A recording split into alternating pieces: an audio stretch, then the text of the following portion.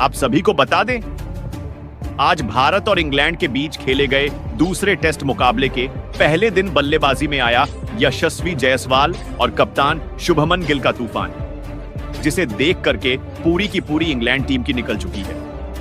हवा। तो बताएंगे दोस्तों आप सभी को, आखिरकार आज भारत और इंग्लैंड के बीच खेले गए दूसरे टेस्ट मुकाबले के पहले दिन कैसे टीम इंडिया के बल्लेबाजों ने अंग्रेज गेंदबाजों की बैंड बजा करके रख दी है, और उसी की वजह से पहले ही दिन टीम इंडिया एक बहुत ही बड़े विशाल स्कोर तक पहुंच चुकी है। तो दोस्तों,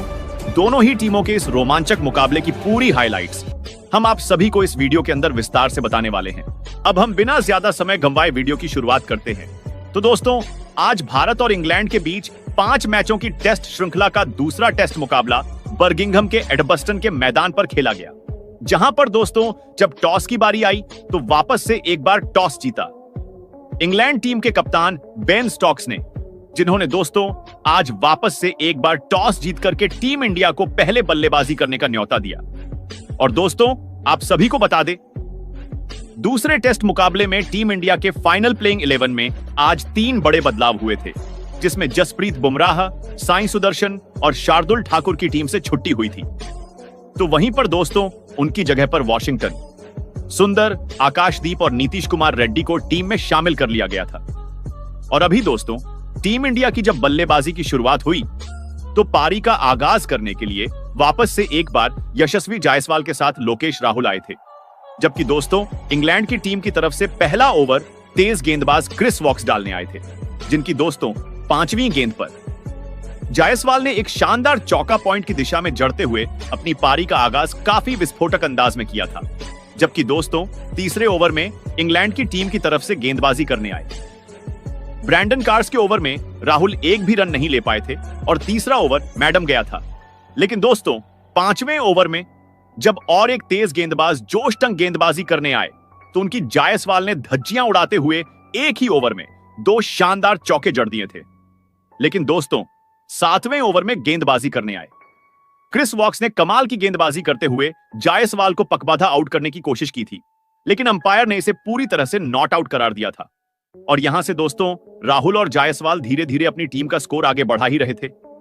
इसी बीच 90वें ओवर में आखिरकार क्रिस वॉक्स ने कमाल की गेंदबाजी की और लोकेश राहुल को 2 के निजी स्कोर पर क्लीन बोल्ड करते हुए टीम इंडिया को पहला झटका 15 रनों पर दिया था।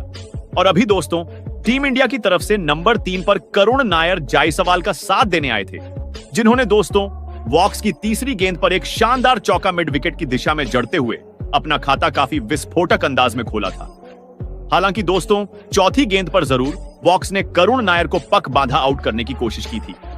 लेकिन दोस्तों अंपायर ने इसे पूरी तरह से नॉट आउट करार दिया था। और अभी दोस्तों जब 12वें ओवर में इंग्लैंड की टीम की तरफ से और एक तेज गेंदबाज बेन स्टोक्स गेंदबाजी करने आए तो उनकी दूसरी और तीसरी गेंद पर नायर ने कमाल के 2 शानदार बैक टू बैक चौके जड़ते हुए अपनी टीम का स्कोर तेजी से आगे बढ़ाने का काम किया था। जबकि दोस्तों 15वें ओवर में जायसवाल ने भी आगे का मोर्चा संभालते हुए तेज गेंदबाज जोश टंग की धज्जियां उड़ा के रख दी थी और एक ही ओवर में 2 शानदार चौके,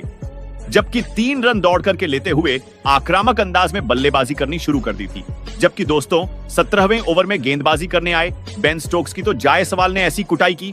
कुटाई की सीधे लगातार 3 कमाल के चौके जड़कर निर्धारित 17 ओवर में टीम का स्कोर 50 रनों के पार पहुंचा दिया था। तो वहीं पर दोस्तों 18वें ओवर में तो करुण नायर ने भी अपने हाथ खोल दिए थे और क्रिस वॉक्स की उन्होंने भी जमकर के कुटाई करते हुए 2 शानदार चौके जड़ दिए थे। और यहां से दोस्तों करुण नायर और यशस्वी जायसवाल काफी अच्छे से बल्लेबाजी कर रहे थे और टीम इंडिया की रन गति भी काफी तेजी से आगे बढ़ती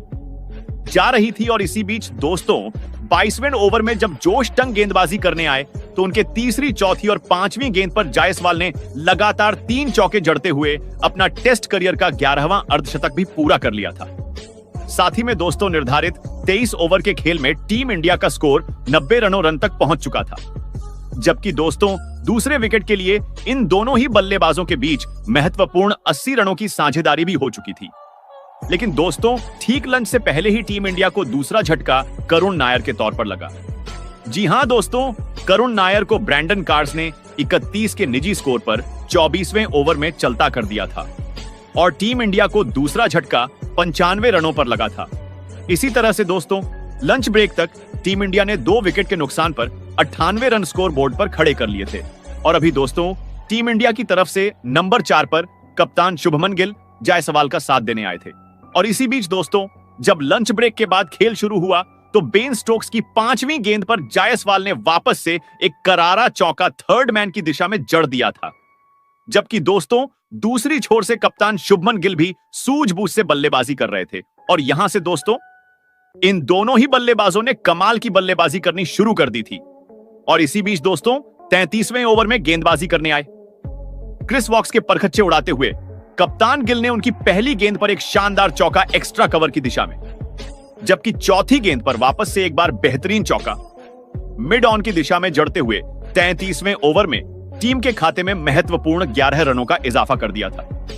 हालांकि दोस्तों 34वें ओवर में जोश टंग ने अपनी चौथी गेंद पर जरूर गिल को पकबाधा आउट करने की कोशिश की थी, लेकिन दोस्तों अंपायर ने इसे पूरी तरह से नॉट आउट करार दिया था। और फिर क्या था दोस्तों, यहां से जायसवाल और गिल भाई साहब काफी अच्छी बल्लेबाजी कर रहे थे और निर्धारित 38 ओवर के खेल तक टीम इंडिया का स्कोर 2 विकेट के नुकसान पर 1400 रनों तक पहुंच चुका था। साथ ही में दोस्तों गिल और जायसवाल ने अपनी टीम की लड़खड़ाती हुई नया को संभालते हुए चौथे विकेट के लिए शानदार 52 रनों की साझेदारी भी पूरी कर ली थी। और फिर क्या था दोस्तों, यशस्वी जायसवाल और शुभमन गिल ने तो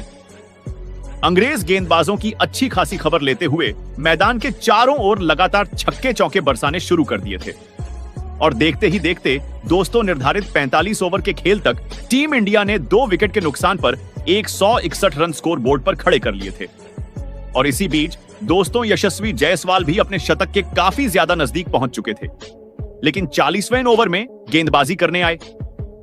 तेज गेंदबाज बेन स्टोक्स ने अपने पहले ही गेंद पर सेट बल्लेबाज जायसवाल का 87 के निजी स्कोर पर सुपड़ा साफ सब करते हुए टीम इंडिया को तीसरा बड़ा झटका 162 रनों पर दिया था। और अभी दोस्तों टीम इंडिया की तरफ से नंबर 5 पर विकेटकीपर बल्लेबाज ऋषभ पंत गिल का साथ देने आए थे। और दोस्तों इन दोनों ही बल्लेबाजों ने पहले तो सूझबूझ से बल्लेबाजी करनी शुरू की थी, लेकिन इसी बीच दोस्तों ऋषभ पंत ने 51वें ओवर में गेंदबाजी करने आए स्पिन गेंदबाज बशीर की आखिरी गेंद पर आगे बढ़कर के एक गगनचुंबी सिक्सर मिड ऑन की दिशा में जड़ दिया था। जबकि दोस्तों दूसरी छोर से 54वें ओवर में गेंदबाजी करने आए क्रिस वॉक्स की चौथी गेंद पर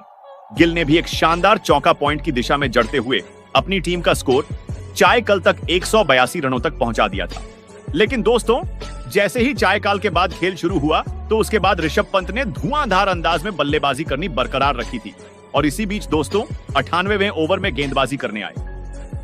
बशीर की 5वीं गेंद पर पंत ने एक करारा चौका एक्स्ट्रा कवर की दिशा में जड़ दिया था, लेकिन बावजूद इसके दोस्तों 62वें ओवर में गेंदबाजी करने आए बशीर ने कमाल की गेंदबाजी करते हुए पंत को 25 के निजी स्कोर पर स्लिप में खड़े जैक क्राउली के हाथों कैच आउट करवाते हुए टीम इंडिया को चौथा झटका 208 रनों पर दिया था। और अभी दोस्तों टीम इंडिया की तरफ से नंबर 6 पर नीतीश कुमार रेड्डी गिल का साथ देने आए थे। और दोस्तों आप सभी को बता दें दूसरी छोर से लगातार गिल धुआंधार अंदाज में बल्लेबाजी कर रहे थे। और देखते ही देखते दोस्तों टीम इंडिया का स्कोर 200 रनों के पार जा चुका था। लेकिन दोस्तों 63वें ओवर में गेंदबाजी करने आए तेज गेंदबाज क्रिस वॉक्स की अंदर आती हुई गेंद को हुए नीतीश कुमार समझ नहीं पाए और उनको क्रिस वॉक्स ने मात्र 1 के निजी स्कोर पर क्लीन बोल्ड करके रख दिया था। जडेजा और गिल के बीच 7वें विकेट के लिए शानदार 80 रनों की साझेदारी भी हो चुकी थी।